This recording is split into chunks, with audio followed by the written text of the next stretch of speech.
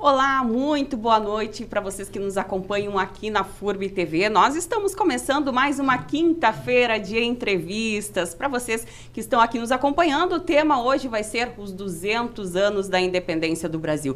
E é claro, como já é de praxe, já é de costume, você pode compartilhar com seus amigos essa live, pode comentar que os nossos entrevistados vão responder aí ao vivo as perguntas que vocês mencionarem no chat, certo?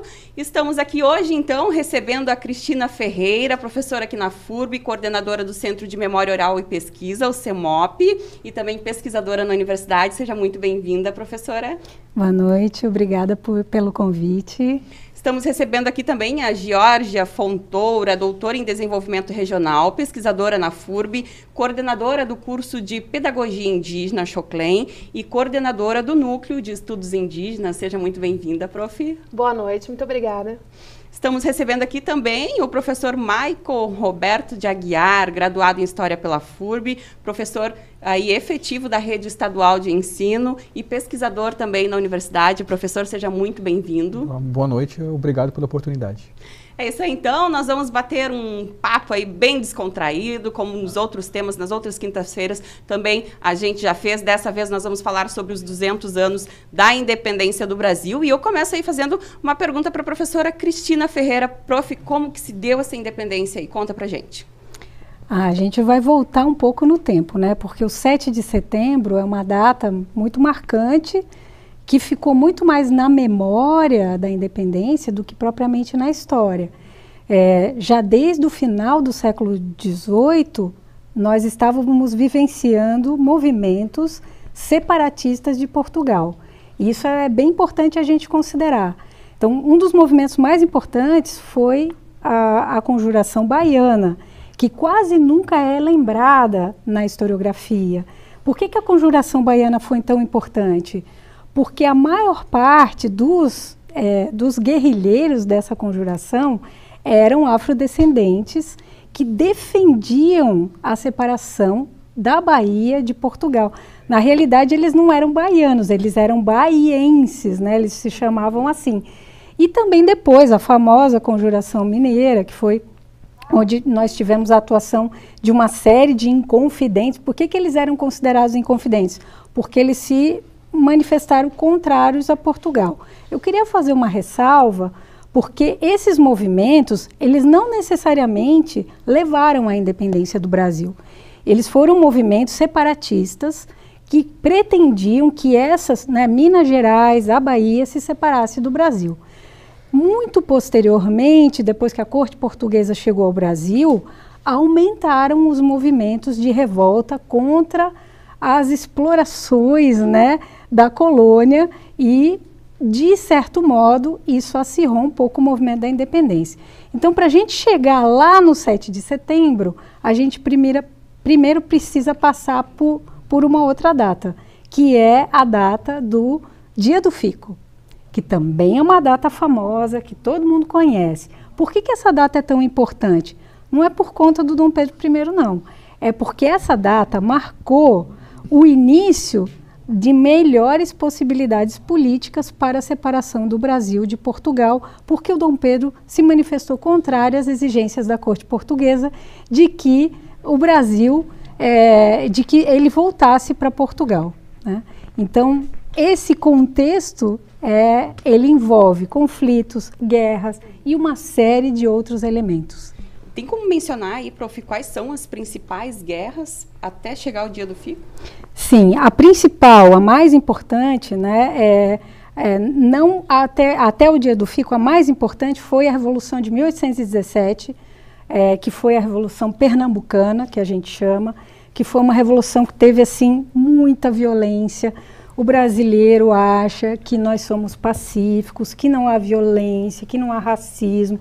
A gente precisa muito cuidadosamente repensar esse tipo de coisa, porque a memória tratou de construir uma história supostamente pacífica, quando na realidade ela não é pacífica, ela é violenta. As pessoas sim requereram a separação de Portugal, uma independência para o Brasil que se tornasse não apenas econômica, mas também política, e através dessas guerras. Então, essa eu diria que foi a mais importante. Mas nós tivemos uma infinidade, desde o final do 18 até 1822, foram várias as guerras, e depois da independência já decretada, também tivemos guerras que continuaram tentando salvaguardar a unidade nacional. Agora você fala aí, professora, sobre a ideia de que nós temos de que essas guerras foram pacíficas, mas também vai muito dos estudos que a gente tem ao longo da nossa vida, e aí entra a questão do professor Maico, que pode nos responder como é que é passada, né? Como é que essa representatividade ela é repassada aos alunos e como é que ela é discutida em sala de aula hoje para que a gente aos poucos comece a mudar esta mentalidade. Já começa aí com o que a professora Cristina falou. A gente chega no ambiente da sala de aula, eu trabalho com educação de ensino médio, mas já trabalho com educação de ensino fundamental também, e o estudante, a estudante, ele chega com uma imagem fragilizada no tempo, parada no tempo, como se fosse muito aquela reprodução do mesmo estereótipo de pegar o quadro Pedro Américo e dizer lá o grito do Ipiranga, e isso está muito presente também na história, que chama de história pública, né? Tá nas novelas representados, está na cinematografia, está em outros momentos esses mitos fundadores como aquilo que eles imaginam encontrar dentro do espaço da educação. E aí quando a gente trabalha com história, história é ciência. Ciência é problematização, é questionar. Usa-se um método de investigação que a gente faz também dentro do ambiente de sala de aula com base nas pesquisas que a gente vai buscando, produzidos na academia e fora dela também, para questionar junto com os estudantes, né? É uma construção. E a partir dessa discussão a gente começa a discutir conceitos, desde o conceito do que é a independência em si, quem é que faz parte desse processo. Esse processo não é o ato simbólico do grito do Ipiranga, né? E tem todo um contexto que a professora Cristina já mencionou, do século XVIII e do XIX, que vai se estender, a Conjuração Baiana, antes, a revolta dos malês e tantas outras revoltas promovidas que são muitas vezes excluídas das discussões na sala de aula, que a gente provoca, porque muito desse material o estudante não tem acesso, que não pelo ambiente da escola. Então, como professores, nós vamos problematizar trazendo esse material que tradicionalmente ele não tem acesso ao estudante, para trazer uma fundamentação desse contexto sem falar daqueles blocos memorialistas, né? A história como monumento fechado e simplesmente dado como pronto, né? A gente não está preso a dogmas, não estamos presos a mitos fundadores, nós estamos para problematizar, questionar aquilo que o aluno traz com o que a ciência histórica traz de informação a partir das evidências, da análise das fontes que tem acesso. Agora, professora Georgia, como é que funciona aí a questão do desenvolvimento regional, né? Você como doutora, em questão dessas representatividades, isso é bastante problemático para um contexto social, né? Sim, extremamente. A gente pode aliar as duas falas e trazer isso para o contexto regional, seja o nosso aqui no Vale do Itajaí, mas em outros contextos também. Por exemplo, se a gente trabalhar pela lógica da historiografia e trabalhar pela lógica da memória oficial, a gente tem uma série de memórias que a gente chama de subterrâneas, que são aquelas memórias que são ocultadas dentro desse processo. Se nós olharmos para a região aqui de Blumenau, nós não temos uma rua com nome de indígena, nós não temos um monumento com nome de indígena e muito menos referências à questão dos africanos, dos negros que estiveram aqui na nossa região. E tantos outros grupos que também tiveram. Então, essas representações são ausentes e a gente vai ter a sobreposição, né, de determinadas identidades, determinadas lógicas e de uma memória. Então a memória que nós temos na nossa região é uma memória escrita a partir da lógica do colonizador. Todas essas outras memórias acabam estando subterrâneas.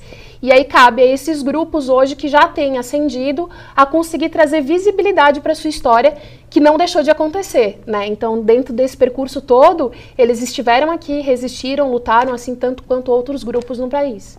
Professora Cristina, me conta aí, assim, ó, o que diz a história em relação a essas memórias escondidas, digamos assim, o porquê disso, né? Se for voltar no tempo, novamente, vamos lá.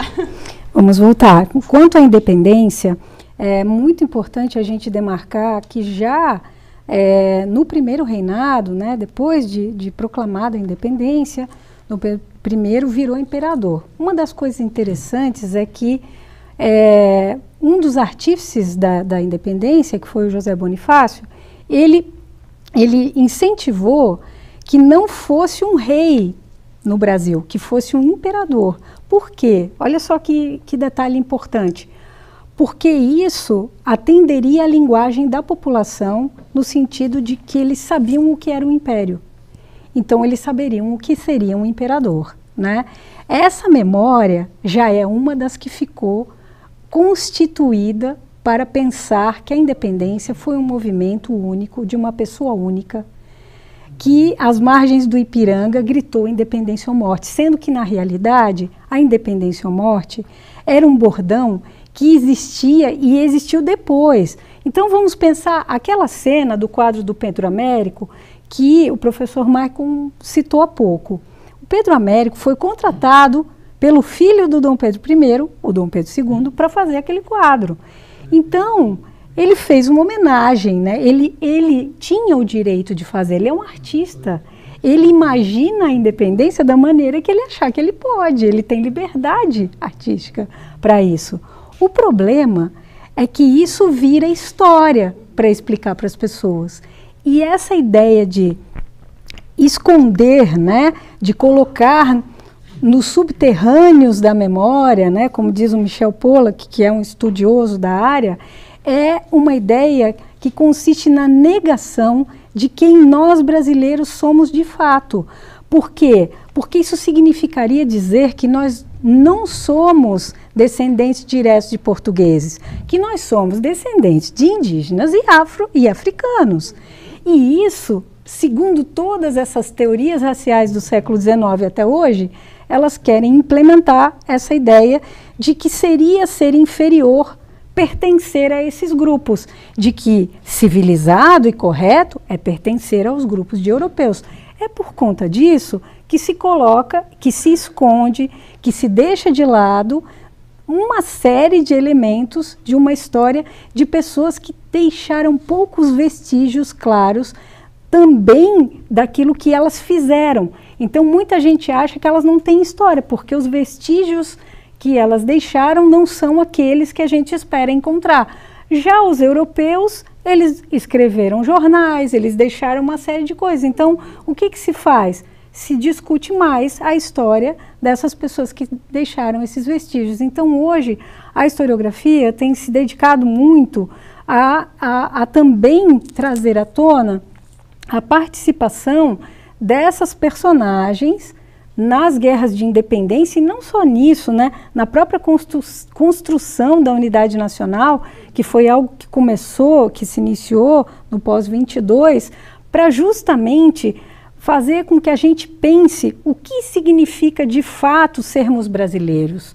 Qual é a origem não mitificada da nação brasileira, né?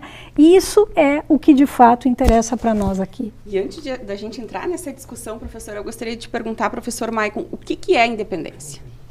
Pois é, se a gente pensar pelo conceito da palavra, independência é não depender do outro, né? Isso a gente não consegue viver nos dias de hoje, né? Há uma relação interdependente das sociedades entre si, do ponto de vista econômico, isso é evidente nesse contexto que está em todo o tempo em choque, né? O que a gente aborda essa questão do contexto é da emancipação política do ponto de vista da estrutura de poder, que ali se troca um determinado governo que está atrelado a Portugal lá, depois que volta em 1821, e o príncipe regente fica aqui no processo de administrar esse território, e há uma disputa dessas elites pelo poder, né? Há uma série de movimentos no contexto do 22, de que aqueles que vão estar nas ruas lutando para manter o domínio português, manter a coroa portuguesa nesse controle, porque há interesses econômicos em torno, políticos em torno disso, que aqui vão estar confrontados com aqueles que querem tomar esse controle usando a figura de Dom Pedro I como parte desse processo. E eles colocando essa posição de negociar esse poder também junto com ele.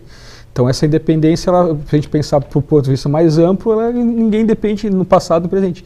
Mas até a própria ideia de depois como os países vão reconhecer o Brasil como um país, uma nação, também é um espaço de disputa política, né? Então essa sempre tem uma ideia que, como o Haiti, em 1791, só passa a ser reconhecido, mas por poucos países que não negaram a existência do Haiti, porque foi um movimento promovido por pessoas que eram afrodescendentes, escravizados, que tomaram o poder. E aí, por muito tempo, se demorou a aceitar como um país. Se fosse feito por brancos, talvez fosse muito mais rápido, mais fácil, né, nesse processo. Professora Georgia, quais são os reflexos da independência, social, política e economicamente falando? Bom, eu vou partir então um pouco. Isso é uma pergunta extremamente ampla, né? Mas se a gente partir, por exemplo, a pensar em independência, né, a partir das questões sociais, políticas e de representatividade que tu tinhas me perguntado antes, nós temos mesmo com uma independência a continuidade da colonização e da colonialidade no país. Então nós tivemos lá em 1500 o descobrimento do Brasil, que na realidade foi encobrimento de todos os povos e identidades que aqui existiam. E depois a gente tem em 1822 todos esses movimentos que aconteceram antes, mas que vai gerar essa questão da emancipação política e de um outro status do Brasil para fora. Mas internamente isso não representou o reconhecimento dos grupos que são fundantes do país em sentido de estarem aqui, de serem povos tradicionais, sendo eles os que foram trazidos da África ou sendo os que estão aqui. Esse movimento da independência foi um movimento contínuo da elite e continua sendo até os dias de hoje. Então, o movimento político ele não representou, na realidade, a representatividade e o espaço político para os grupos minoritários. Um reflexo disso, a gente está na 28ª edição do Grito dos Excluídos no país, que acontece justamente antes do 7 de setembro. Então, ela é uma manifestação que acontece em diversas cidades do país, que vem questionar justamente independência para quem? Pensando no sentido de representatividade, no que eu estou colocando, nós tivemos agora o momento onde foi trazido o coração, né, de Dom Pedro para cá. Teve uma frase, inclusive eu resolvi trazer para cá do Emicida durante o Rock in Rio, que para mim representa exatamente isso, que a gente nunca mais precisa importar o coração do colonizador, porque tem muita gente aqui com coração. Então a independência do país, em que medida que ela significou a nossa independência de uma visão europeia? Sendo que, por exemplo, em 1850, então 30 anos após ali o processo de independência do país, nós estávamos com a lei de terras de 1850 dando espaço, ocupando toda a nossa região do Vale do Itajaí, e esse processo de ocupação ele era um processo que vinha da Europa. Então são imigrantes europeus que vêm para a nossa região, que instalam aqui as suas identidades, a sua história, que vêm para ocupar esse lugar. E eles vêm para ocupar não uma terra vazia, um vazio demográfico, mas na realidade eles vêm para ocupar um território que já existiam aqui uma série de outros grupos originários, especialmente na nossa região, o povo Xoclen.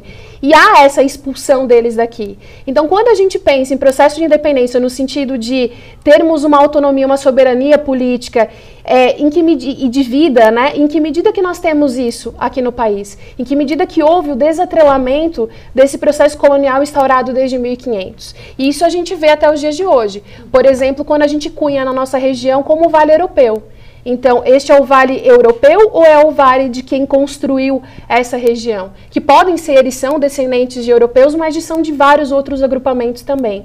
Então, a gente trabalha na lógica da independência dentro do país a partir de uma representatividade dos marginalizados, né, que são esses grupos que nunca estão representando, que nunca representam quem nós somos, que na realidade dentro da história do país, como muito bem a professora Cristina colocou, foram aqueles que dentro do mito da democracia racial sempre foram os que deixaram a nossa mestiçagem a menos, né? Então toda a história negra, toda a história indígena e dos diferentes grupos sempre foi aquela que diminuiu quem nós somos como brasileiros, não quem nos potencializou. Então se a gente olhar o nosso coração ao invés do coração de fora, será que a gente não teria um outro país? Será que esta não seria uma outra nação?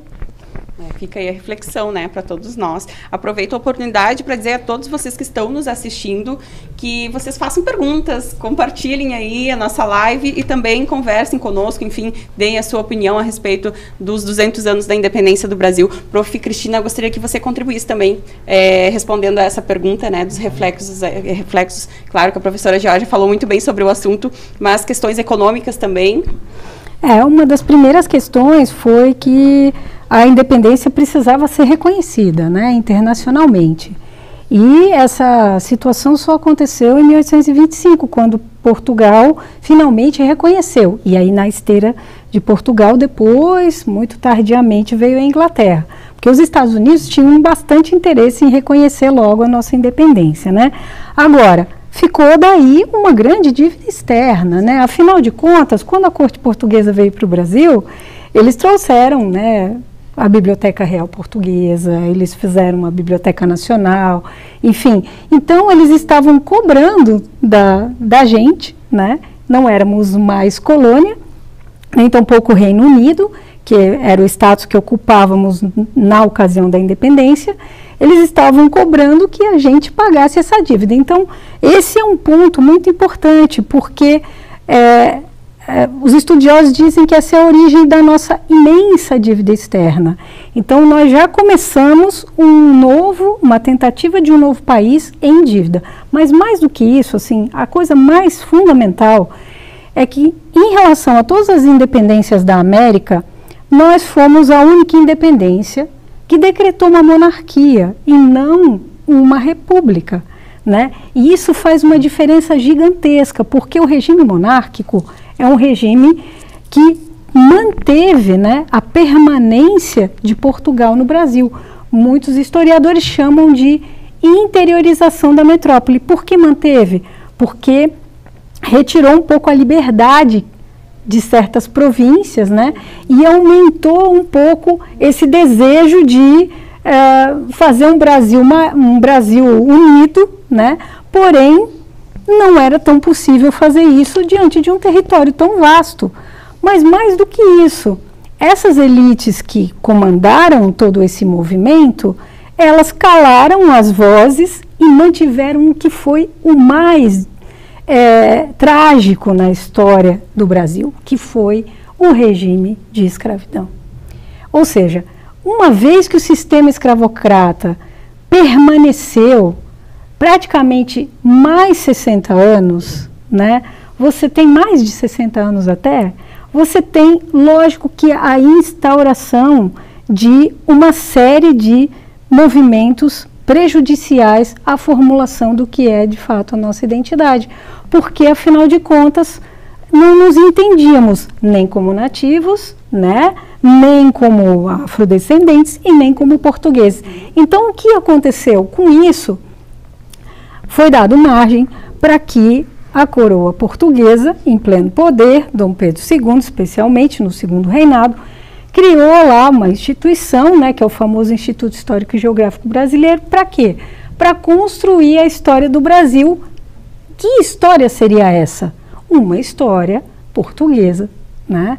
E essa história portuguesa era excludente, ela não considerava, né, principalmente afrodescendentes. Os indígenas, eles consideravam na base romanceada, não com uma importância devida, mas como um romance. Então, quem são eles? Eles são os mais importantes povos do Brasil, mas a eles não se designava poderes, né? Se designava a ideia de que, se eles fossem muito trabalhados, talvez eles atingiriam uma espécie de status civilizacional. Ou seja, era altamente preconceituosa essa visão. E é essa visão que se incorporou e se incorpora até hoje do ponto de vista prático, que é a negação do racismo. Os brasileiros, eles têm essa mania de negar o racismo, de se negar enquanto racistas, né? Mas basta você olhar os dados, né? Os números não mentem. A violência, a maior violência é contra negros e indígenas. Exato. Muito mais, né? Professor Maicon, como é que você avalia aí o reflexo, né, os reflexos da independência? Se a gente pensar das transformações, se a gente pensar lá para o final do século XIX, mais forte até o início do XX, o processo de branqueamento, ele é uma política pública praticamente daquilo que as pessoas deveriam funcionar. Essa ideia que a professora Cristina fala do negação do racismo está muito presente na sala de aula, né? Que é um reflexo desse processo também. As pessoas negam a perceber que existem grupos sociais. Eu tenho uma curiosidade, lecionando para uma turma de arquitetura aqui, eu mencionei dados que a população negra no Brasil, o pardo está entre 53% e 56%, e a menina perguntou, mas onde que eles estão? Porque ela enxerga a partir do espaço que vive, mas não é o espaço daquilo que é excluído, né? Se a gente pensar a questão das favelas em Blumenau, como se fosse escondido, né? Dados do último censo de 2010, Blumenau é a cidade que tem mais favelas no estado. E essas questões desse reflexo vai pensar tudo aquilo que é negligenciado nos direitos que essas populações têm de acesso. População indígena, população que não é minoria, né? É a maioria na população, mas que não é enxergada como maioria. E é perceptível de não ter acesso aos seus direitos mais básicos. E aí negando, né, como se ouve muito no espaço, não existe, do poder público brasileiro, nosso aqui na Câmara de Vereadores também já ouvi muitas vezes, da ideia, não, racismo não existe. Ele não existe. Ou é só a percepção da ideia do racismo como tratar o outro, não a ideia do racismo estrutural, que é aquela que tu impede as pessoas de acessarem os mesmos direitos, que é aquilo que é mais marcante. Então, esses reflexos que acontecem nos dias de hoje, que a gente continua lutando para criar um diálogo sobre essa questão do racismo, sobre a questão do acesso do indígena, né? Há um trabalho que eu desenvolvi com os estudantes em 2019, a gente foi entrevistar pessoas nos terminais de ônibus, para eles questionarem os estudantes, e foi até na Vila Itopava, né? E é a questão, qual é a importância dos indígenas para a nossa história? Não tem indígena. Né? Qual a importância dos imigrantes? Não tem imigrantes, só vem para roubar emprego. Quem que é todos nós, se não todos imigrantes, de certa maneira, em algum momento que chegamos aqui, né? Então, todo esse processo de negação, essa ideia de uma ideia de história estanque, parada no tempo, que é assim e difícil de romper com esses magéticos, muitas vezes. E a gente, por isso eu falei na primeira fala, trazer essas fontes diferentes para ver as pessoas questionarem aquela verdade pronta e presa a um dogma que muitos deles têm. Agora, uma coisa que é fato, todos nós, independente da descendência, né, a gente passa por processos de evolução, de transformação, isso é natural da vida, inclusive os indígenas, né, eles não têm como permanecer muitos anos sendo iguais, né, sem se inserirem à sociedade, digamos assim, de certa forma, né, prof? Agora eu vou lhe perguntar, porque você tem um contato mais próximo aí com a aldeia dos Xoclens, né, em José Batê, isso. E gostaria de que você mencionasse, falasse um pouquinho pra gente, assim, ó, como é que ficam os indígenas nesse contexto, né? Como é que são as vivências deles hoje? Como é que como é que você avalia e relata, enfim, esse processo todo aí durante o passar dos anos? Bom, a gente tem que pensar que o povo Xoclen, né, que é o povo que hoje temos aqui mais próximo à nossa região, é um povo que transitava nesse período da independência numa região que vinha do Paraná até o Rio Grande do Sul. Então eles tinham uma área de trânsito que começava já a ser cercada mais ou menos nesse período, que era um período de expansão. Né? Então, como a gente colocou antes, era um período de expansão territorial. A gente estava muito ainda na região litorânea e já estava adentrando principalmente na nossa região aqui. Então, esse é o momento onde os Xoclens, por exemplo, vão chegar aqui na nossa região e vão ter aqui o seu último reduto de fuga, que é o último lugar onde eles conseguiriam. De uma população de 6 mil, eles passam a 150, mais ou menos nesse período, em sua maioria crianças, mulheres e idosos, que é o momento onde eles aceitam, né, perante ao colonizador, que é chamado do momento da pacificação, e por eles é compreendido como a pacificação do branco, no sentido de amenizar essa violência toda do processo colonizador. E eles ficam na região que hoje a gente conhece como terra indígena Ibirama.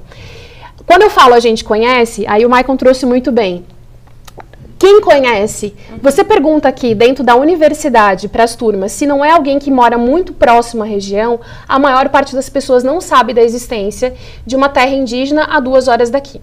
Em Ibirama, e aqui também é muito comum, a gente fala, os indígenas estão lá, eles são de lá, como se fosse uma coisa muito distante e que não fosse do Vale do Itajaí, como eles não fossem pertencentes a essa região.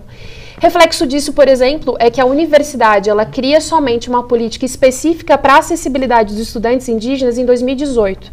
Então, a gente vai ter efetivamente esses estudantes na universidade somente em 2018. E a gente ainda não tem políticas para outros grupos. Então, existem tantos outros grupos que também não conseguem acessar. Nós podemos olhar aqui para a gente. Estamos aqui enquanto professores universitários e pesquisadores. Somos brancos. Então, nós temos a ausência desses grupos nas estatísticas em diferentes lugares, mas essa representação também é dentro da universidade. É dentro dos espaços de trabalho, é dentro das escolas. Então, todo esse movimento é importante a gente compreender. Pensando na questão do Xoclen, por exemplo, e você me perguntou sobre a questão de parados no tempo. A gente sempre trabalha na perspectiva de olhar para o outro e estabilizá-lo da forma romântica como foi construída. A professora Cristina colocou sobre isso, né? A gente sempre a gente olha na história o indígena como aquele bravo, que era violento, né, e que entrava dentro dos territórios e ocupava as áreas dos colonizadores, ou então como aquele, né, romantizado, que foi todo o processo de colonização com os carijós, ou então em alguns outros momentos daqueles encontros românticos que apareceram nas novelas. A gente sempre tem essa dualidade do bem e do mal. E quando a gente vai, por exemplo, buscar e olhar para esses grupos, nós vamos determinar quem eles são, como é a sua cultura e como que eles devem se vestir. Existe uma fala de um ancião, o seu Alfredo, que ele dizia o seguinte: vocês nos proibiram de falar a nossa língua, vocês colocaram roupa na gente, Vocês nos civilizaram e ensinaram como que nós tínhamos que ser. E hoje vocês dizem que porque nós não falamos a nossa língua, nós não temos os nossos rituais, ou nós usamos essas roupas, nós não somos indígenas. Então, assim, por que isso é importante trazer? Porque já existia, óbvio, desde o início do processo de colonização, mas é muito forte a partir do período da independência, toda essa construção da identidade do nacionalismo. E esse nacionalismo, como que ele se representou para os indígenas? Dentro de uma lógica integracionista, que a gente chama. Que era o quê? Integrar esse indígena à sociedade nacional, com políticas, inclusive com a construção de uma agência tutelar, que tutelava esse indígena e que ensinava ele a ser um trabalhador e a ser civilizado. Então a gente vai ter inclusive os graus de civilidade nesse período. Isso tudo eu falo para ti por legislações, por políticas mesmo e ações do Estado. Então você tinha uma incorporação desse indígena. Qual que é a lógica que vai construir para a gente? Esse indígena vai deixar de ser quem é. Próximo aos anos 70 ainda, 60, 70, a gente ainda tinha essa visão de que esse indígena, pouco a pouco, passaria, né, a deixar de ser quem ele era. E eles mesmos vão mostrando pra gente que nesses 522 anos eles têm resistido e que mantêm a sua cultura, a sua espiritualidade, os seus ritos, e têm retomado na sua memória também. Porque a memória indígena, ao contrário da nossa, por exemplo, que ela é muito formalizada, ela é documentada, ela tem toda uma organização de fontes, a transmissão deles acontece a partir da oralidade. Então esse processo ancestral é muito forte. E é ele que conseguiu enraizar e manter até hoje todas essas referências. E que mantém eles, sim, com as referências específicas dos povos quem são, mas, obviamente, não são mais os de 1500, assim como nós não somos, como os nossos descendentes. E da mesma forma, se nós formos para um outro país, nós vamos ser interpelados por essa cultura, vamos alterar talvez algumas questões dos nossos aspectos individuais, né, da minha identidade, mas eu não vou deixar de ter a origem que eu tenho. Se eu for indígena, por exemplo, eu não vou deixar de ter a minha origem porque eu moro em outro país, né? E isso tem muito mais a ver com a identidade individual do que com a identidade coletiva, porque a gente figura o indígena como genérico. Então, primeiro que a gente não traz a sua etnia, e segundo que quando a gente olha para ele, a gente não olha ele a partir da sua identidade individualizada, a gente tem que olhar ele dentro dessa questão coletiva. Então, você tem dois momentos, né? E essas questões são importantes porque hoje a gente vai olhar para o indígena e vai dizer que ele não é porque ele usa um iPhone, porque ele trabalha em determinado lugar, porque, por exemplo, ele teve distanciamento da língua. Mas o que determina ser quem somos? E aí a gente volta para uma relação étnica que é, eu me identifico, por exemplo, algum grupo se identifica como descendente de europeu, mas o que você tem? O que você mantém dessas tradições? E por que há a exigência desse outro? Esses questionamentos, eu acho que eles são muito mais oportunos. É a gente se questionar sobre isso. E dentro disso tudo, qual que é a identidade do brasileiro? Porque a gente entende a identidade de grupos tradicionais e dos grupos europeus sempre como referência, ou às vezes dos grupos africanos, mas nós, enquanto brasileiros, não conseguimos nos reconhecer enquanto identidade, e tem muito a ver com todo esse processo que a gente tem falado aqui. E a nossa identidade se fortalece a partir do momento em que a gente se reconhece, se pertencente a tal lugar, a tal cultura, digamos assim, né? Como é que você vê, professor, essa questão aí da representatividade que vem ao longo dos anos aí nos trazendo essa ideia de que a gente pertence a apenas uma única cultura, digamos assim? Eu acho que esse é um ponto-chave, né, da cultura brasileira. Em primeiro lugar, uma das questões mais importantes em que a gente mais avançou nos últimos tempos, a gente está comemorando agora, né, o aniversário da lei que institui nas escolas o ensino de história da cultura indígena e afro-brasileira, né? Esse ano, ele é também um ano especial, porque é o ano que se comemora a introdução, né, do sistema de cotas nas universidades. Por quê? Por que se faz isso? Para se reparar essa ausência de diversidade, né, que se preconizou no Brasil de até então, né, para que nós reconheçamos finalmente a importância de que, sim, a nossa identidade é diversa e que, mais do que isso, não é uma identidade brasileira, é uma multiplicidade de identidades que compõem a identidade brasileira que vão formular todas essas questões. Então, por conta disso, acho que é muito importante, a gente que é brasileiro, independente da nossa origem étnica, né, porque isso extrapola a origem étnica, a gente tem que pensar qual é de fato a nossa cultura, com o que eu me identifico, mas pensar para além do Sul. Pensar nas diversidades, né? Exatamente. Acho que o Mark Auger fala isso em no livro Não Lugares dele, dessa ideia de pertencimento, né? Mas e daí, o que é o lugar para mim e o que não é o lugar para mim? Né? Eu acho que nesse sentido, assim, de ter a diversidade como algo presente, né? De me reconhecer enquanto parte daquilo ou não, né? Isso certamente. E, sobretudo, não pensar o seu lugar, nesse caso espacial, como determinante para você se entender como brasileiro. Se você não tem uma relação maior com o Brasil para além do Sul, comece a prestar atenção nesse Brasil para além do Sul. Né? Ele é muito diverso, ele é múltiplo, né? E tem uma série de situações que é importante a gente que é brasileiro passar a conhecer, porque isso sim representa a independência. É essa independência que nós queremos, a independência que respeita a diversidade, mas que mais do que respeitar a diversidade, combate o racismo estrutural, ou o racismo à brasileira, que é esse que nega o racismo. Certo? Então, essa ideia de democracia que se tenta implementar no 7 de setembro, ela precisa carregar em si o respeito à diversidade. Porque sem isso, não há como ser brasileiro. É simples assim. Certo. Nós temos a participação aqui, gente, do Eduardo Pintarelli. Seja muito bem-vindo, Eduardo. Muito obrigada pela sua participação. Ele escreveu aqui: boa noite, professores, entrevistadora. Parabéns à FURB TV pela iniciativa. Eu gostaria de perguntar sobre os avanços e conquistas que os grupos minoritários tiveram nos últimos 2 séculos da história do Brasil, desde as conquistas trabalhistas do Estado Novo, a promulgação da Constituição de 1988. Como podemos desenvolver a narrativa histórica da nossa história a partir da agência à promulgação da Constituição de 1988? E ele acrescenta ainda: como podemos desenvolver a narrativa histórica da nossa história a partir da agência dos grupos minoritários e não somente do ponto de vista da violência e repressões aí sofridas no processo? Quem gostaria de contribuir? Posso começar? Pode, ficar à vontade, então, assim, professor. Obrigado, Eduardo, pelos questionamentos. Eu penso que toda essa construção dessa narrativa, ela já passa pela ideia de a gente questionar como nós nos enxergamos, né? Dentro do espaço da sala de aula já, quem são os personagens que estão ali dentro, quem está fora desse espaço. Aquilo que a professora Cristina falou, né? Para ver para além do nosso núcleo próximo, né? A gente tem muita coisa para dialogar a respeito. E fugir de estereótipos, né? Quando a gente vai pensar, discutir África, discutir indígenas, achar que é tudo a mesma coisa, é muito presente ainda, né? Essa é uma problematização que a gente faz na nossa imagem do próprio o que é ser blumenauense. Né?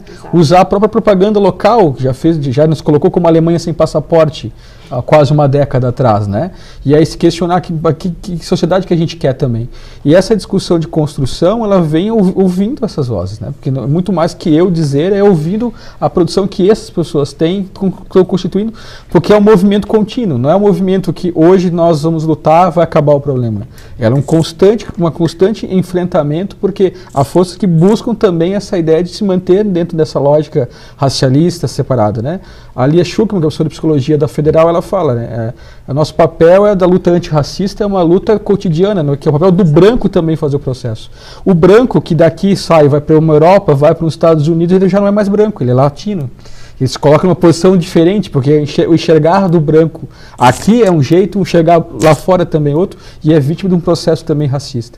Então esse é um processo de construção, de ouvir as pessoas, a partir dela construir essa, não como liderança, mas como parte do processo de contribuição, de como esses grupos, eles têm a sua história, vão ter uma diversidade muito maior que a gente imagina, muitas vezes que a gente acessa normalmente no nosso cotidiano, e a partir de ouvir essas diferenças, a gente já está construindo, né? Não pensar menos eurocêntrica, mais a partir de uma história local. Isso é uma coisa que a gente discute muito isso na educação básica, no ensino superior, pensar essa questão que problematize a partir da história local e vai se avançando para outros aspectos, para aqueles que normalmente não, às vezes são conteúdos negligenciados dentro da educação básica, mas tem só colocado sobre eles o holofote. Assim, é aqui que a gente começa a discutir, e muito mais que aquele estereótipo também de um ato de pensar a partir dos indígenas tendo seu território invadido, não europeu chegando. Exato. Né, que já começa por esse processo, e aí vai começar até o nosso história local. Já começa por a história local nesse processo. Nesse sentido, eu sempre entendo que, eu acho interessante essa questão da gente construir, né, da gente pautar, mas a importância da gente desconstruir também. Então, a gente entender que dentro desse processo histórico nós estamos em instituições, em ambientes científicos, em universidades, estruturas, lógicas e sistemas que são construídos a partir de uma lógica europeia. Então, todo o nosso sistema de construção do Estado, ele é importado e acaba sendo adaptado aqui. Quando a gente olha na questão de pertencimento, como que o indígena vai pertencer, por exemplo, ao espaço universitário como ele é, a uma sala de aula como ela é, a um hospital como ele é, ou a estrutura do Estado como é? Porque a gente entende essa questão da dívida histórica e da acessibilidade como abrir um espaço para colocar lá dentro, mas não é somente isso. É permitir que essas histórias, esses saberes, esse conhecimento de todos esses grupos possa fazer parte da nossa história e da nossa estrutura e da nossa sociedade. Então, modificar a partir da nossa estrutura interna. Então, a representatividade desses grupos que a gente tem agora nas eleições, né, participando desses espaços representativos, mas mais do que isso, modificar esses espaços, modificar o espaço da universidade, reconhecer esse saber, não como um saber de uma pessoa idosa que está vindo falar, de um ancião que está vindo falar como um a menos, mas o enaltecimento disso para dentro da universidade, a importância que tem isso para a universidade e deixar que a gente seja interpelado. Aí é muito difícil, porque a gente tem que se desconstruir, porque a gente cresceu dentro dessa mentalidade. E aí que vem o problema do racismo estrutural, porque mesmo querendo auxiliar e acolher e reconhecer, eu não dou espaço e eu não dou lugar de pertencimento, porque isso mexe com as estruturas. Então, pensar nessa questão do lugar de pertencimento é pensar nesses grupos estarem dentro desses espaços com voz ativa e podendo participar do processo. Isso é o que a gente menos vê. Então, quando a gente pensa num processo de emancipação e de se reconhecer na sua pluralidade e dentro de um espaço democrático, a gente ainda tem muito a avançar no que a gente chama de cidadania, porque essa cidadania ela é unitária, ela vem desse processo nacionalista de uma forma homogênea. A gente não reconhece. Exato. A gente não olha, por exemplo, para esses saberes dentro da universidade. A gente, primeiro, que tem pouco a presença desses grupos ali dentro. Segundo, que a nossa lógica de construção científica e acadêmica, ela segue essa lógica de fora. Então, se você tem fora uma pessoa que tem um saber imenso, mas que você não tem, por exemplo, com essa pessoa um doutorado, você não vai ter esse reconhecimento, porque a gente ainda bebe dessa estrutura, né? Isso não desmerece um doutor, mas pelo contrário, isso reconhece esses grupos quem eles são. E isso acontece dentro da escola, porque a gente não tem o reconhecimento desses grupos no cotidiano escolar. A gente fala sobre eles, mas não com eles, ou muito menos com eles dentro do mesmo espaço.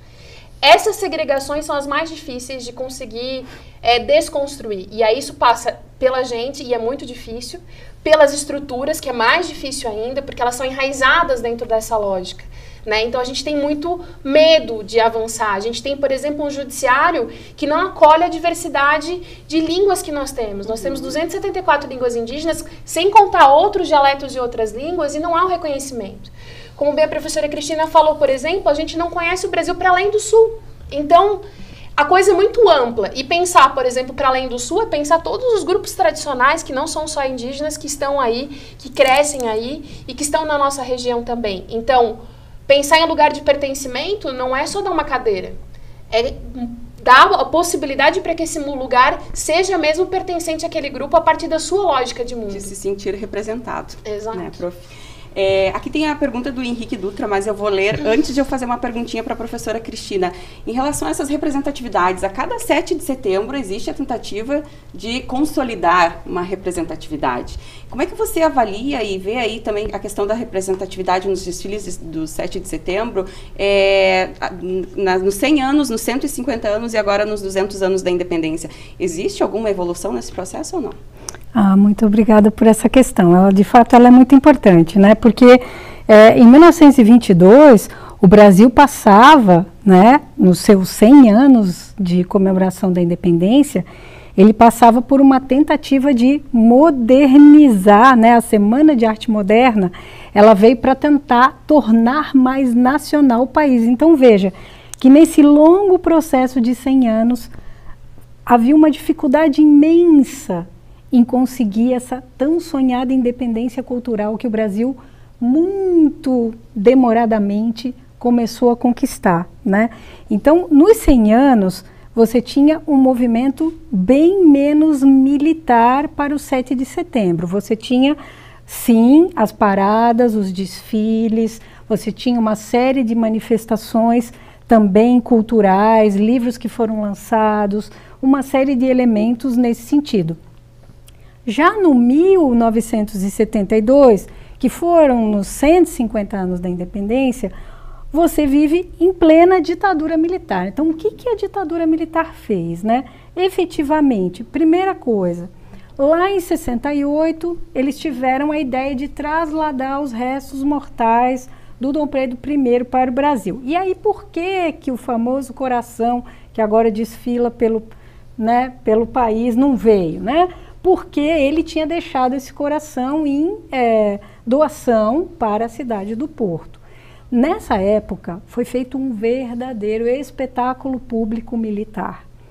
No Rio de Janeiro, foi feito um desfile militar para os restos mortais do imperador, num tanque de guerra, com um caixão, né, com os restos mortais em cima desse tanque de guerra, ladeado pelos dragões da independência. Então foi toda uma encenação de memória simbólica para fazer o quê? Demarcar um patriotismo associado a quem? A coroa portuguesa, a monarquia, o 7 de setembro demarcado, né? Então isso é uma coisa fundamental. Agora, em 2022, o que a gente vê? Primeiro, uma tentativa de militarização do evento do 7 de setembro. Essa tentativa de militarização por parte do presidente da República já começou em 2021, né? E agora em 2022, de certo modo, nas grandes cidades, ela se consolidou. Veja, o 7 de setembro não é uma data militar. O 7 de setembro é uma data cívica. Portanto, ela é de todos nós. Ela não é do Exército, ela não é da Marinha, ela não é só da sociedade civil.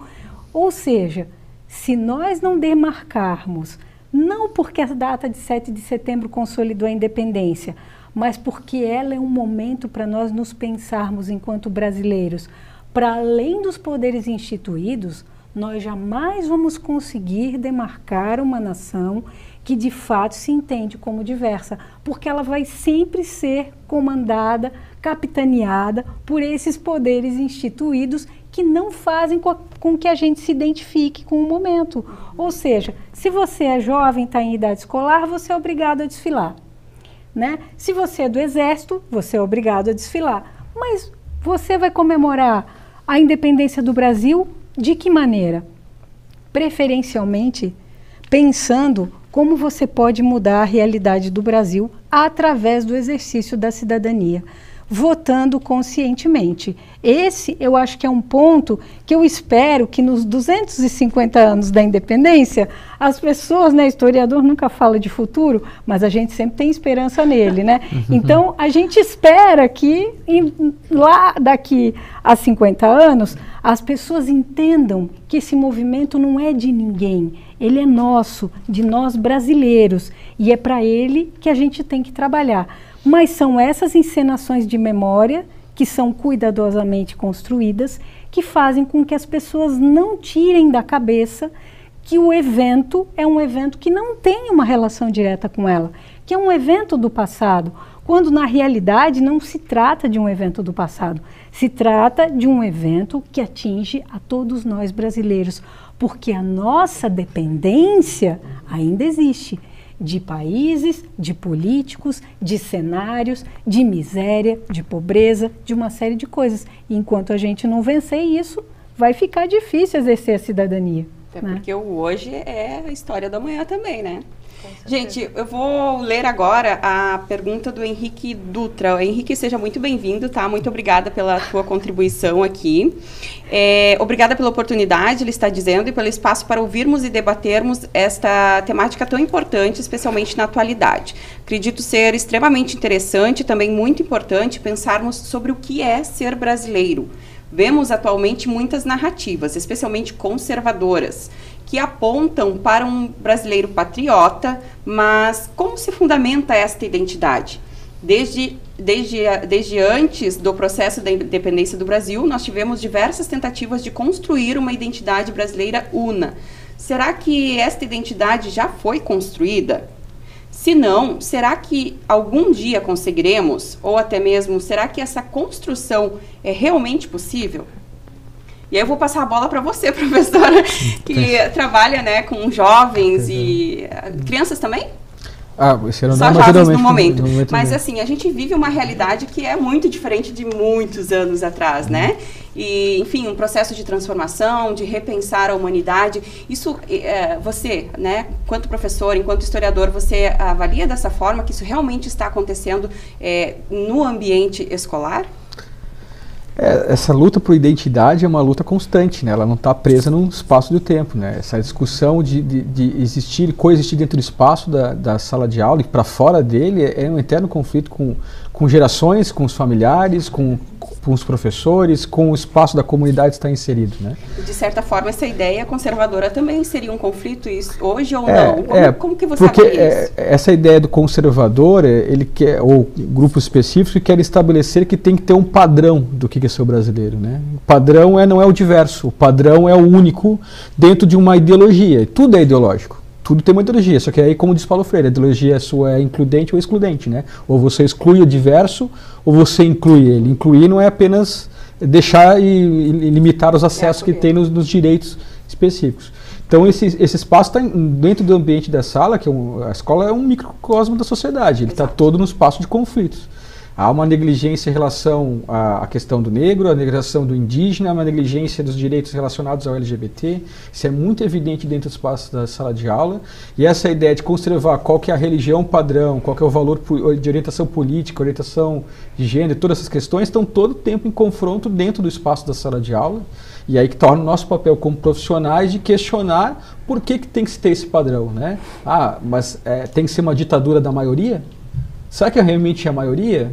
Será que a maioria está sendo atendida pelas políticas públicas de Estado? Se esses grupos, quando pensam em sociedade, a sociedade é só a partir da perspectiva que eles enxergam, mas não param para enxergar outras possibilidades como formas de existência, de viver, que têm que ser respeitadas e ser construídas como política pública, né? Tem uma sociedade que tem que se pensar para que todos possam ser absolvidos, não que um determinado grupo estabeleça o controle sobre os demais e tem que se padronizar esses valores, né? Porque os valores diversos, olhar para o diferente, nos torna mais ricos, nos faz questionar nós mesmos, faz pensar os nossos valores e perceber que às vezes aquilo que a gente imagina num determinado espaço no tempo já não vale mais para esse processo e talvez temos que repensar muito das nossas formas, primeiro de enxergar esse mundo, enxergarmos o nosso mesmo e a partir disso praticar toda uma forma de convivência e de existência muito diferente. Esse conservadorismo, ele tem um interesse. E esse interesse, ele volta e meia, ele aparece nos tempos históricos, né? A gente não trabalha com o futuro, mas a gente pensa.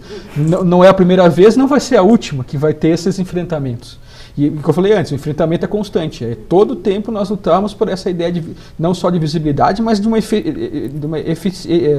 efetiva relação de poder para todos os grupos poderem existir dentro desse espaço, né? E não ser presos a uma ideologia específica excludente. Isso é a base da democracia, né? Se a gente for pensar, por exemplo, em processo democrático, e aí lembrando, né, a independência, a coisa mais bonita que nós podemos ter, né, no sentido de nos estruturar enquanto sociedade independentes, é um exercício democrático dentro de uma cidadania que é plural, que é diversa e que gente, por exemplo, vamos ter grupos conservadores de diferentes formas aqui dentro, mas para que esses grupos possam dialogar o país, as políticas públicas e a forma de ação e o currículo da escola de forma comum, né, de forma paritária, que não é o que acontece. Então, quando a gente pensa no conservadorismo, a gente tem que pensar ele a partir de uma lógica autoritária, que é quando há a imposição dessa visão. E eu acho que isso é o maior questionamento. E aí, na escola, a gente vê, por exemplo, a juventude questionando, né, a estrutura da escola, do currículo, das instituições, porque o problema não é, na realidade, o conservadorismo, ele sempre esteve presente na nossa história, mas é o autoritarismo, é ele vir e você não ter espaço para esses outros grupos plurais poderem colocar, porque, por exemplo, se a gente pensa essas questões que nós estamos falando, a gente não está falando com a favela, a gente não está falando com as comunidades tradicionais, e eu não falo aqui somente de indígenas, eu estou falando de várias outras comunidades do país. E onde é que está a voz dessas pessoas? E o que eles pensam do país? O que eles pensam da escola? O que eles pensam do currículo? Isso a gente não tem acesso, essa bagagem a gente não tem. Então, se a gente não conhece isso, é muito complicado para a gente definir, porque o tempo todo é um grupo minoritário que está definindo. Uma vez foi a coroa, hoje, quem que tá definindo quem somos e para onde vamos? É interessante isso. E tem a questão também ali da identidade, né? Do buscar o pertencimento, de buscar pela identidade. Até o professor mencionou que isso é um conflito, né? E existe a construção de uma única identidade? Há essa possibilidade? Até o Henrique aqui está perguntando, né? A identidade já foi construída, nós conseguiremos construir algum dia? Então, assim, até que ponto esse conflito constante é positivo ou negativo? De que forma vocês, historiadores, avaliam essa questão? Olha, toda a construção identitária, ela é conflituosa. Porque o que é a identidade? A identidade, normalmente, ela se forma, como diz Bourdieu, nós por oposição a eles. Então, na medida em que existe esse conflito, eu espero particularmente que não exista jamais uma identidade única para o Brasil. Eu sou uma defensora disso, porque eu acho que a nossa maior riqueza é a nossa diversidade, porque a gente tem, de fato, uma diversidade que é única, e é isso sim que deveria ser enaltecido, sabe? Então, essa identidade, nos processos constitutivos, ela já tentou ser única, porque ela foi ditada como sendo uma identidade de maioria europeia, né, que determinava as regras do que seria a cultura brasileira, né? Então, acho que é isso que a gente tem que quebrar em nome de uma identidade múltipla, que seja plural e sim diversa, né? Esse é o ponto. Respondendo também a pergunta do Henrique aqui, de que maneira você avalia aí que a gente possa se sentir pertencente, né, em meio à diversidade, que a gente construa a nossa identidade dentro da diversidade? Isso é uma pergunta bem difícil também de colocar. Eu estava pensando na fala da professora Cristina, o quanto que a gente, no processo constitutivo enquanto país, poderíamos nos reconhecer, por exemplo, como plurinacionais, né? Reconhecendo que nós temos diferentes nacionalidades. Para a gente poder construir a nossa identidade a partir dessa diversidade, a gente precisa conhecê-la e ter contato com ela. Nada é estanque, nem a história, nem a nossa memória e nem a cultura. Então, a gente precisa desse movimento. Para isso, a gente precisa conhecer e reconhecer. Então, por que não ter dentro da estrutura do nosso Estado o reconhecimento dessa plurinacionalidade, dessa diversidade étnica, cultural, que ultrapassa as manifestações culturais, que tem a ver com o gene? Talvez se a gente buscasse olhar para a nossa terra, para o nosso chão e ver o que tem aqui, qual é a história que teve aqui, que transitou, vai ser mais possível a gente poder construir as nossas identidades, reconhecendo a diversidade que nós temos, que nós somos e que os outros também são. É isso aí. Professora, sua colaboração? Meio que uma continuidade da fala das professoras, essa discussão, estudar a partir do seu próprio local, que eu mencionei no começo, ela é primordial, né? Porque a gente visualiza muitas vezes o outro, não chega próximo a nós uma série de coisas que estão aqui, né? Exato. População indígena local, que passou pela nossa sociedade, pensar a história de Blumenau, por exemplo, para mais do Dr. Blumenau, para além desse aspecto do personagem fundador, e pensar que toda uma população que existia aqui antes, pensar essa identidade como uma construção que não está parada no tempo também. Todo o tempo a ideia de identidade, ela está em transformação porque a gente convive com a diferença. E essa diversidade nos faz a gente nos transformarmos, não como a ideia de alcançar o ideal específico, né? Porque essa diversidade é o ideal. Essa possibilidade de vivenciar o diferente. e confrontar aquilo que permite a existência do outro. Aquilo que não permite existir tem que ser confrontado. Aquilo que permite tem que ser enaltecido, porque é essa diversidade que nos torna muito mais ricos. Cultural, socialmente e até ponto de vista econômico, que é aquilo que atinge muita gente, interessa muita gente. Em relação ao desenvolvimento aí de uma nação, né, como um todo, como é que você avalia esse momento que a gente está vivendo hoje? Esse contexto, se a gente pensar, estamos num período eleitoral bem marcado, né? Que, teoricamente, eu não sei se ele começou agora, porque acho que não deixou de existir desde o último processo eleitoral, acho que é um constante espaço. Está faltando, muitas vezes, as pessoas terem um diálogo intelectualmente honesto, que as pessoas parem realmente para discutir os seus valores, discutir os seus conceitos e não estabeleçam um dogma de seus princípios, de seus valores, muitas vezes conflitantes com a realidade, divergentes da realidade, e pensar que existe uma falsa discussão, uma falsa narrativa de polarização, que não é aquilo que funciona na prática. Existe uma forma de pensar a sociedade para além de uma representação política, pensar como sociedade, né? Claro, temos que ter um cuidado, que a professora Cristina mencionou, o quanto que o voto consciente é importante, muito mais, talvez, que o executivo pensar o legislativo, que começa na Câmara de Vereadores, deputados e senadores, que a gente tem para pensar também, como ferramentas também nesse processo democrático de construção dessa diversidade, dessa representatividade, mas, acima de tudo, nós começarmos a construir espaços de diálogos intelectualmente honestos, que as pessoas parem realmente para discutir, não com uma ideia de um debate onde eu vou vencer ou eu vou perder, mas onde eu vou construir uma compreensão daquilo que eu estou vivenciando, perceber as diferenças e não me estabelecer num ponto atomizado que essa minha verdade está parada no tempo e assim não vai ter mais nisso. Eu acho que todo tempo é um tempo de discussão, é um tempo de transformação, né? E é conflituoso, mas é necessário pensar e repensar essas práticas de discussões frágeis sem fundamentação também. Será que estamos no caminho positivo aí da independência ou não? Boa pergunta. Não sei. A gente luta no nosso cotidiano para isso, né? A gente faz o nosso serviço nesse sentido para... A história dirá para nós. Mas nós não somos futurólogos, mas a gente sonha com esse futuro e aí que a discussão, essas transformações provavelmente a nossa geração não veja. Exato. Talvez gerações posteriores não vão ver. Mas a gente não pode jogar a responsabilidade sobre elas e não culpar as anteriores simplesmente, né? É um processo também de não só nos responsabilizarmos, né? Mas também fazemos parte desse processo de transformação. E olhar que esses 200 anos nós tivemos muitos avanços, muitas discussões, nós temos outras representatividades, todo um movimento, todo um protagonismo desses grupos marginalizados que têm vindo trazer essas discussões. Então é importante a gente, às vezes, parece até um olhar meio pessimista, de olhar, nossa, olha tudo o que aconteceu, mas é olhando para o que aconteceu que a gente pode entender onde estamos e entender os desafios que temos, mas que tem muitos grupos que estão entrando nessas esferas de debate, nesses lugares de discussão. Por exemplo, pensar um projeto político por país ultrapassa uma eleição no sentido de votar um representante, mas é toda uma cidadania ativa e participativa, e condições para que isso aconteça. Então, reconhecer também que esses movimentos desses grupos que foram excluídos, que são excluídos e marginalizados, eles são importantes.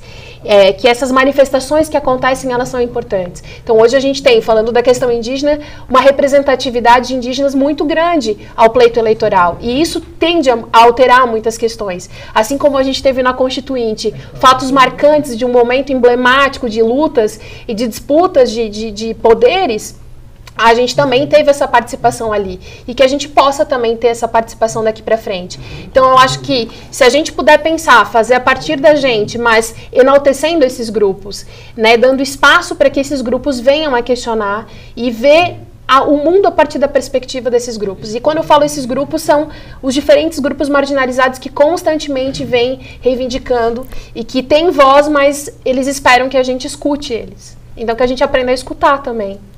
Professora, sua avaliação aí.